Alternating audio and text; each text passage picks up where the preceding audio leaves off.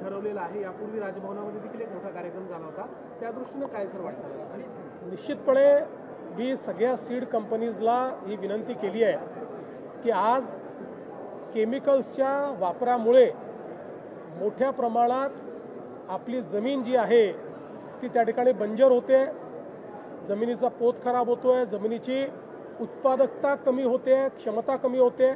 आणि म्हणून आता प्रधानमंत्री नरेंद्र मोदीजींनी जे आपल्याला नैसर्गिक शेतीचं मिशन दिलं आहे, त्या मिशनच्या अंतर्गत महाराष्ट्रामध्ये 25 लाख हेक्टर जमीन ही नैसर्गिक शेतीखाली आणायची आहे। आणि म्हणून या सर्व सीड कंपनीजला मी विनंती केलेली आहे की त्यांनी नैसर्गिक शेतीची तत्व आणि त्यांचे वाण, त्यांचं बियाणं याची सांगड घालून आमच्यासोबत काम करावं, तशा प्रकारचं बियाणं त्यांनी तयार करावं, अशा प्रकारची विनंती त्यांना केली।